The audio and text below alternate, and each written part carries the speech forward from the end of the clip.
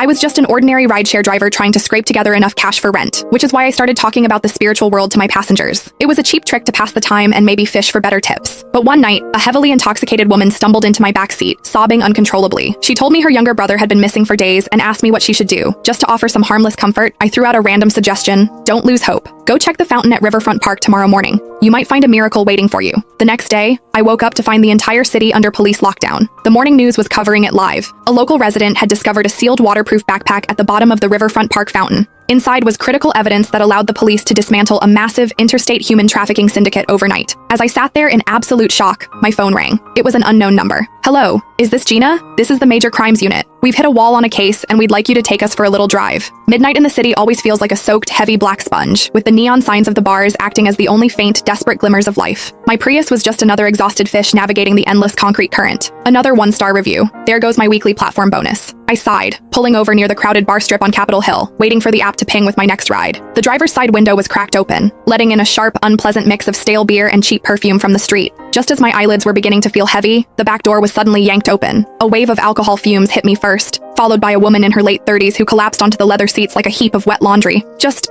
drive, please. Anywhere, she slurred, her voice thick with unshed tears. I glanced at her in the rearview mirror. Her blazer was rumpled, her hair was a tangled mess, and her eyes were terribly bloodshot. Great. Another broken heart. I shifted into drive and smoothly merged back into the midnight traffic. When you drive the graveyard shift, you see every shade of human misery. Over the months, I'd cobbled together a pseudo-mystical routine to deal with it. A blend of astrology, energy readings, and cold reading tricks I'd memorized from late-night Reddit threads and TikTok videos. It was perfect for comforting the lonely and the brokenhearted. Hey, I said, keeping my voice low and soothing, adopting my best intuitive persona. Whatever is heavy on your mind, sometimes it helps to let it go. The woman froze, as if she had finally found a safe harbor, and then she broke down completely. My brother, he's been missing for 3 days, she sobbed, burying her face in her hands. The police aren't doing anything. There are no leads. Nothing. She struck her own lap with a clenched fist, her knuckles turning white. He's only 22. He just graduated. I was supposed to protect him. Missing? My chest tightened. That wasn't a standard relationship dispute. That was real. Heavy danger. The practiced words of comfort died in my throat. I was just a rideshare driver. What could I possibly say to make that okay? The woman leaned forward, her desperate, tear-stained face reflecting in the dark glass of the windshield. The bartender said you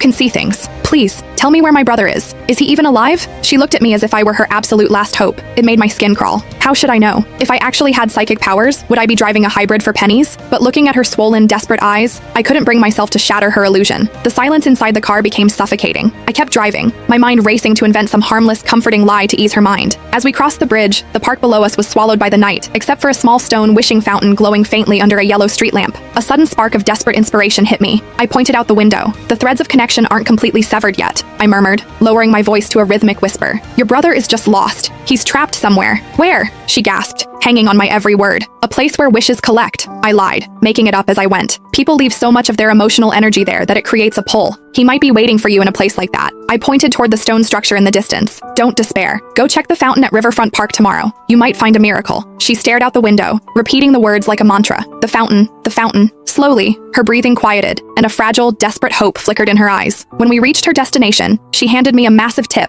and gave me a deep, respectful nod. Thank you, master. I watched her walk up her driveway, my stomach twisting with guilt. I'm a fraud. I hope you aren't too disappointed tomorrow. I shook my head, turning the car around and disappearing into the rainy night. The next morning, I was jarred awake by the harsh ringing of my phone. It was my landlord, reminding me that rent was overdue. I hung up, rubbing my temples as a dull headache throbbed behind my eyes. I wonder what happened to that poor woman. I dragged myself out of bed, brushed my teeth, and opened my phone to check the news. I nearly swallowed my toothbrush. Local news, Riverfront Park, completely cordoned off by Seattle police. My heart did a sudden, violent flip. I clicked on the live feed. The screen showed Riverfront Park wrapped in miles of yellow crime scene tape, with dozens of officers moving through the trees. The camera focused directly on the stone fountain in the center of the plaza. 2 police divers were emerging from the murky water, carrying a black, heavy-duty waterproof backpack. The reporter's voice was tense with excitement. We have just learned that early this morning, a local resident, acting on a mysterious tip, went to the park fountain and noticed something unusual beneath the surface. Divers have recovered a sealed waterproof bag containing the personal belongings of missing 22-year-old Devin, along with human remains. Devin. My hand began to tremble. I remembered the woman mentioning her brother's name. The reporter continued. Sources close to the investigation reveal that the backpack also contained an encrypted ledger detailing a major interstate human trafficking syndicate. Law enforcement has launched a massive, coordinated sweep across the county, dismantling a criminal network that has evaded them for years. My phone slipped slightly in my sweaty palm. A waterproof bag, the fountain, a trafficking ring, all of it because of a random comforting lie I spun in the backseat of my car. Are you kidding me? This is insane. I collapsed onto my sofa, staring blankly at the screen as the audio faded into a dull buzz in my ears. Then, my phone rang again. It was an unknown local number. I took a slow breath and pressed accept. Hello? There was a brief pause, and then a calm, incredibly serious male voice spoke. Is this Gina? Yes. I'm Detective Zach with the Major Crimes Unit. The man paused, as if choosing his words with extreme care. We have a homicide investigation that's hit a wall. We'd like you to take us for a little drive. 30 minutes later, I was sitting in a quiet, minimalist coffee shop downtown. The ice in my Americano had completely melted, but my throat still felt as dry as dust. Two people sat across from me. One was Detective Zach, young, sharp-eyed, wearing a dark utility jacket, with a gaze that felt like a laser cutting through my defenses. The other was a stern, middle-aged woman with sharp features and an aura that screamed authority. Zach introduced her as Captain Rhonda Cooper. She hadn't looked at me once since we sat down, her fingers tapping a slow, impatient rhythm on the wooden table. Gina, we appreciate you taking the time to meet us, Zach began, breaking the tense silence. Of course. Just trying to be a helpful citizen, I replied, my voice sounding thin. We spoke with Diana this morning, Zach said, watching my face closely. She claims you were able to point to her brother's exact location in a matter of minutes. That was a complete misunderstanding. I waved my hands frantically, nearly knocking over my watery coffee. I was just trying to comfort her. It was a complete million-tune coincidence. I'm not a psychic, I swear. Please, just let me go. I'm a fraud. Lock me up for lying, just don't involve me in this. Zach didn't react. He just kept studying my expression with an unsettling intensity. Captain Cooper finally let out a cold, quiet laugh, leaning forward. A coincidence? Gina, your little coincidence did more in 5 minutes than 30 of my best detectives did in 3 days of looking through traffic cameras. Her words made me squirm in my seat. I really don't know what to tell you. Before she could reply, the coffee shop door swung open and Diana rushed in. She had changed her clothes, but her eyes were still swollen and red. She ran straight to our table and practically threw herself at my feet. Thank you. Thank you for finding my brother. She grabbed my hand, tears spilling over her cheeks. Even though at least the people who did this are behind bars. You're our guardian angel. The few other patrons in the cafe turned to look at us. I panicked, trying to pull her back up to a chair. Please, stand up. I really didn't do anything. Cooper watched the scene unfold, her brow furrowing deeply. Zach gently escorted Diana to a nearby table to give her some space. When he returned, he slid a glossy crime scene photo across the table toward me. Gina, let's put the supernatural aside for a second and focus on the facts, Zach said. The photograph showed a wealthy-looking middle-aged woman slumped on a velvet sofa. Her skin had a sickly bluish tint, and her face was frozen in a mask of pain. The victim is Beverly, 52, a prominent real estate developer. She was found dead in her locked study. No signs of forced entry. The medical examiner says it was acute poisoning, but we haven't found the source of the poison or how it was administered. Zach kept his eyes locked on mine. We've been on this for 48 hours and have nothing. He tapped the photo. We want to see if you can have another coincidence. Cooper leaned back, crossing her arms with a skeptical sneer. You think taking a rideshare driver to a crime scene is going to solve a high-profile homicide, Zach? This is absurd. Despite her protests, I found myself in the back of an unmarked police sedan. Cooper was at the wheel, Zach was in the passenger seat, and I was left to sit in the cold silence of the rear cabin. The atmosphere in the car was freezing. How did I end up here? I'm a driver, not a detective. All right, master, Cooper said, her sarcastic tone reflecting in the rearview mirror. Where are we heading? Should we go light some incense at a temple? Or do you need to read some tea leaves? I offered a weak, tight-lipped smile and kept my mouth shut. Zach turned around and handed me a thick folder. Don't let her get to you.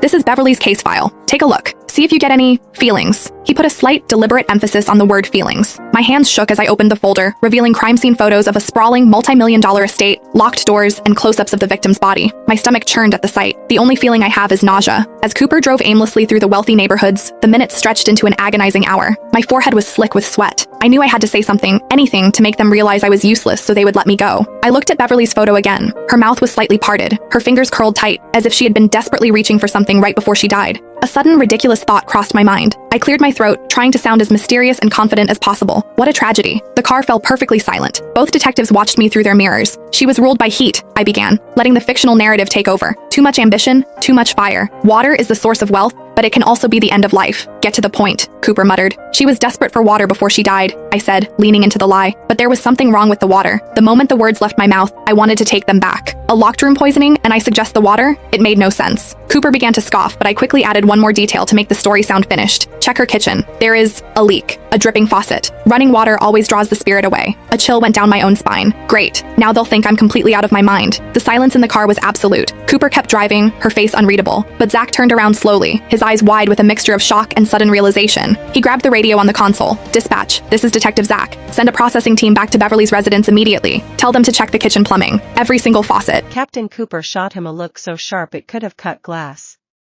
Have you lost your mind? Zach didn't answer. He only repeated into the radio, immediately. The dispatcher hesitated. Copy that. The car fell silent again. I felt sick. I'm sorry, I mumbled. I was making things up again. Neither detective responded. 20 minutes later, the radio crackled. Major crimes, this is forensics. Zach snatched the handset. Go. We found something. Captain Cooper instinctively eased off the accelerator. What? There was a slow leak underneath the kitchen sink. Maintenance records show it started 2 days before the murder. Cooper rolled her eyes. So what? Every expensive house has plumbing problems. The technician continued. That's not the important part. My stomach tightened. The leak had soaked the base of a custom water filtration cabinet. We removed the panel to dry it out. A pause. And discovered a hidden compartment. Nobody breathed. Inside was an automatic chemical injector connected directly to the filtered drinking water tap. The car jerked as Cooper slammed on the brakes.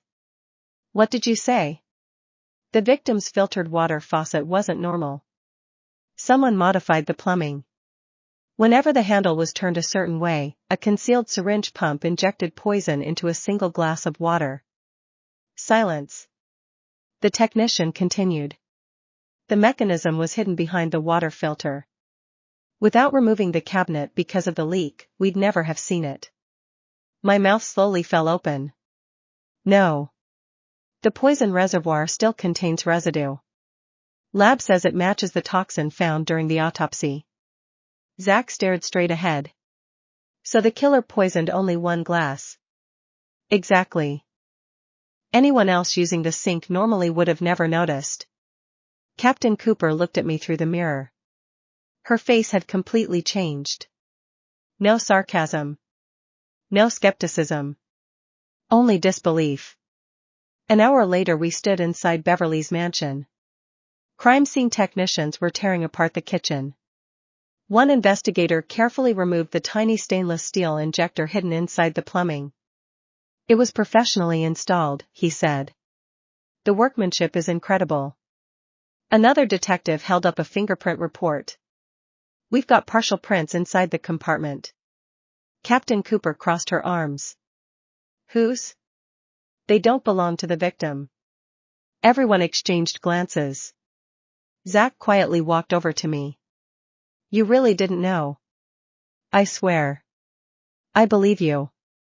I don't believe me, I whispered. He almost smiled. I don't think anyone in this room knows what to believe anymore. 3 hours later another breakthrough arrived. The fingerprints belonged to Beverly's personal estate manager. His name was Marcus Ellison. He had managed every property she owned for nearly 15 years. He was arrested before sunrise. Under questioning he denied everything. Until detectives showed him the hidden injector. His confidence disappeared. After 6 exhausting hours, he confessed. Beverly had recently discovered millions of dollars missing from company accounts. Marcus had been stealing small amounts for over a decade. When she threatened to report him, he designed the hidden poison device. Every morning Beverly drank 1 glass of filtered ice water before checking her email. He knew her routine perfectly. 1 poisoned glass. 1 dead employer. A murder that looked impossible. Captain Cooper listened to the confession from behind the interrogation room glass. She didn't celebrate. She simply kept glancing toward me. The following morning every local news station exploded. Impossible murder solved after anonymous tip. Hidden poison device found inside luxury home. Police credit unconventional investigation. Thankfully, they never mentioned my name. Instead they described me only as a confidential civilian consultant. I intended to keep it that way. I turned off the television. No more. I picked up my rideshare app. Deleted it. Then deleted every social media account advertising tarot readings, astrology consultations, lucky number predictions. Everything. I'm done pretending. Just as I reached for my coffee, my phone rang. Unknown number. I stared at it for several seconds before answering. Hello? An elderly man's shaky voice came through. My granddaughter disappeared yesterday. I immediately closed my eyes. I'm sorry, sir. I don't do this anymore. There was silence. Then he quietly said. I wasn't calling because you're psychic. I was calling because Detective Zach gave me your number. My heart sank. The old man continued. He said, sometimes you notice things everyone else misses. I looked out my apartment window. Police sirens echoed somewhere in the distance. For the first time, I wondered whether my impossible luck wasn't luck at all. And that frightened me far more than pretending to see ghosts ever had. I didn't answer right away. The silence on the line stretched so long I thought he might have hung up. Sir, I finally said carefully, I'm not part of the police.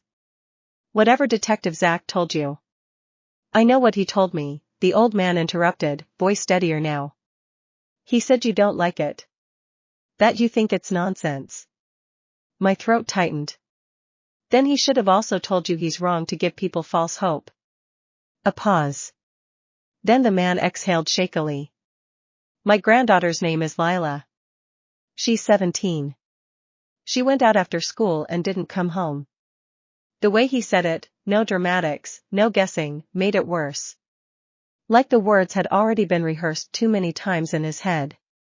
I've filed reports, he continued. Checked with her friends. The buses. The mall security footage. Nothing. I leaned back against my couch, staring at the ceiling. This is where I say no. This is where I finally stop. I'm not a detective, I repeated. I know, he said again. Softer this time. I just need someone who listens differently. That line hit somewhere uncomfortable. I closed my eyes. Against every instinct screaming at me to hang up, I asked, when was the last time anyone saw her? 3:42 p.m., he replied immediately. Outside Ridgeway High. She was walking toward the east gate. I sat up slightly. He didn't hesitate. Didn't guess. Didn't ramble. Just knew. Like he had been carrying the exact timestamp around like a wound.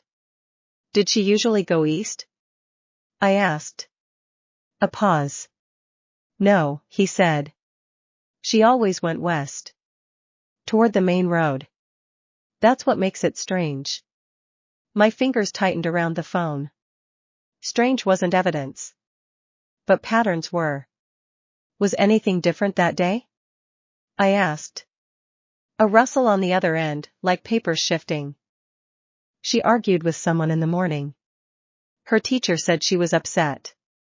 And, his voice lowered, she was seen talking to someone near the parking lot. Who? We don't know. The footage is blocked by a bus. Of course it is. I should have ended the call right there. Instead, I found myself asking, what did she look like when she left school? A long silence. Then, she was looking at her phone, he said. And she wasn't walking alone. My stomach dipped. She wasn't? No. There was a man beside her. Not a student. My mouth went dry. You saw this on footage? No, he said quietly.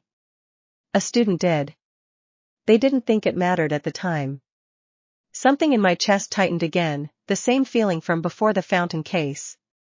The same wrong, sinking sense that something small was about to become enormous. I rubbed my forehead. This is how it starts, I muttered. What is? Nothing, I said quickly. Listen, sir, I can't promise anything. I don't know anything about your granddaughter. A beat. Then his voice softened into something almost careful. Then just tell me what you think. That was the problem. I didn't think. Not like other people did. I just said things. Fragments. Instincts. Stupid guesses dressed up as certainty. I stared at my reflection in the dark window. You said she was last seen at the east gate, I said slowly. Yes. And she was looking at her phone. Yes. And someone was with her. Yes.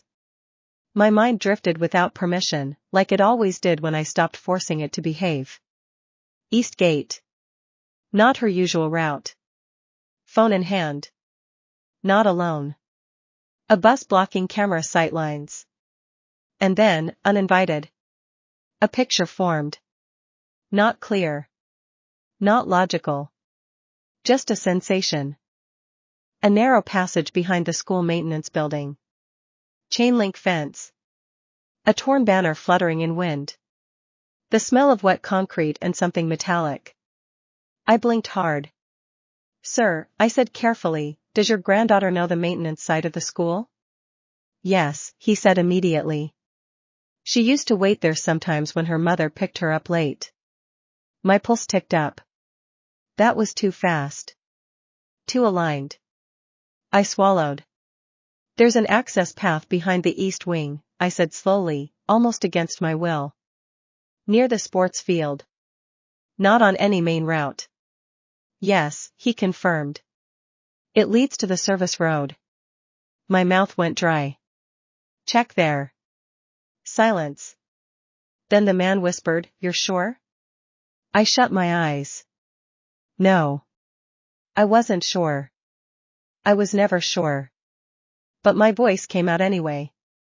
"Just check." The line clicked. Disconnected. I didn't sleep. I sat on my couch, phone still in my hand, waiting for the moment regret would arrive and sit down next to me. It took exactly 46 minutes. The phone rang again. Unknown number. I didn't breathe when I answered. "Hello?" A different voice this time. Female. Controlled. Professional. "Is this the civilian consultant linked to Detective Zach?" My stomach dropped. "Yes." A pause. "This is Captain Rhonda Cooper." Of course it was. My grip tightened. "I didn't authorize." She was found. Everything stopped. Even my thoughts. "Alive?" I asked, barely audible. "A beat." "Yes," Cooper said. Something in her voice shifted just slightly. Something closer to disbelief. "She was in an abandoned maintenance corridor behind Ridgeway High. Unconscious. Dehydrated. No major injuries." My knee slowly pressed into the floor. My voice cracked. "I didn't know she was there. I just guessed." "Don't," Cooper cut in. Silence. Then, quieter. "There's something else." My pulse stuttered. "What?" A long pause. "We found a man's jacket near her." My throat tightened. "And?" Cooper's voice hardened again. "No ID. But inside the pocket was a set of keys." She exhaled once. "To a storage unit registered under the same estate manager you helped us arrest yesterday." Everything in me went cold. "That's not possible," I whispered. "Yeah," Cooper replied. A beat. "That's what we said too." Static filled the line for a moment. Then she added, almost reluctantly. "Gina, we need you to come in." I looked out the window again. This time, the sirens weren't distant anymore. They were getting closer. The car went quiet for a long time after that. Cooper kept driving. Zach didn't speak. And I couldn't breathe properly. Because whatever was happening, it wasn't random anymore. It was connected. 1. The missing pattern. Back at Major Crimes, they pulled every case I had touched. At first it was ridicule. A rideshare driver. A coincidence machine. A lucky fraud. Then the pattern emerged. Every single case I had been involved in shared one thing. Asterisk hidden mechanisms. Asterisk overlooked routine spaces. Asterisk people trusting systems that were slightly wrong in a very specific way. Water systems. Fountain basements. Locked rooms. Maintenance corridors. Small blind spots. Zach spread photos across the table like puzzle pieces. "You don't solve crimes," he muttered. "You expose where people stop looking." I hated how accurate that sounded. 2. The real truth about Beverly. Captain Cooper reopened the Beverly file. A second investigation had been quietly running alongside mine. And this time, they found something worse. Marcus Ellison hadn't acted alone. He had been paid. But not by a rival. Not by another thief. By someone inside Beverly's own charity foundation. A woman named Elaine Voss. Publicly, philanthropist. Crisis aid donor. Media sweetheart. Privately, she controlled offshore accounts tied to multiple donations that never reached their destinations. Beverly was about to expose her. So Elaine didn't just remove her. She used Marcus as a tool, and then planned to frame him as the sole culprit. Except my random guess about water had exposed the method she never told him existed. A backup system in the plumbing. A second failsafe she herself had installed during construction years earlier. To eliminate witnesses if Marcus ever turned. Even he didn't know about it. Until I said it out loud. 3. Ridgeway High, the real kidnapping. Lila's case moved fast after that. The man's jacket found at the scene? It wasn't just connected to Marcus. It was connected to a transport contractor used by Elaine's foundation. She had been quietly moving vulnerable teens under education relocation programs. Fake scholarships. Fake opportunities. Real disappearances. Lila hadn't been randomly abducted. She was being processed into the system. But my instinct about the maintenance corridor? That wasn't luck either. It was where rejected transfers were temporarily held before rerouting. Cooper looked at me differently after that. Not like a suspect. Not like a joke. Like a map that didn't know it was a map. 4. The thing Detective Zach noticed. Zach finally said it out loud one night in the evidence room. You don't predict things. He tapped the table. You react to invisible structure. I frowned. That doesn't make sense. It does if someone trained you to recognize patterns you never consciously learned. That's when everything shifted. Because Zach slid one last folder toward me. Old. Not Beverly. Not Lila. Older. A case from 12 years ago. A missing persons file. And inside. A blurry photo of a child. Me. 5. The twist. My hands went cold. That's not. Zach didn't let me deny it. You were listed as missing for 3 days, he said quietly. No recovery memory. No explanation. Case closed as found and returned. Cooper added, almost reluctantly. You weren't lost, Gina. A pause. You were recovered. The room felt too small. I flipped through the file. My name was there. But so was something else. A government contractor tag attached to the case. A program name buried in administrative ink. Analytic Response Recognition Training, ARRT. I looked up. What is this? Zach exhaled. It was shut down years ago. Cooper's voice was colder. Not shut down. Rebranded. My stomach dropped. Zach continued. It was an experiment. They exposed children to controlled chaos environments, missing persons simulations, falsified crisis scenarios, predictive stress conditioning. My throat went dry. And what, I whispered, they just erased my memory? Cooper nodded once. Or you erased it yourself. 6. Why everything started now. Zach pushed the final piece across the table. A surveillance still. From the night I picked up Diana. In the background, barely visible. A man watching my car. Same man from Ridgeway. Same man from the Fountain Case perimeter. Same man in Beverly's neighborhood. Cooper spoke quietly. He's not random either. Zach met my eyes. He's monitoring you. My voice came out thin. Why me? And that's when Zach said the final line. Because you're the only successful surviving output of the program. Silence. Then. And something about you is starting to turn back on. 7. The ending. That night, I stood alone outside my apartment. City lights buzzing like distant signals. My phone vibrated once. Unknown number. No caller ID. Just a single text. You're remembering faster than expected. I deleted it immediately. But my hands were shaking. Because I realized something I didn't want to accept. It was never coincidence. It was never intuition. And it definitely wasn't luck. It was recognition.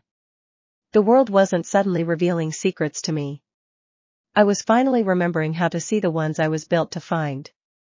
And somewhere in the city, something was waiting for me to look at it next.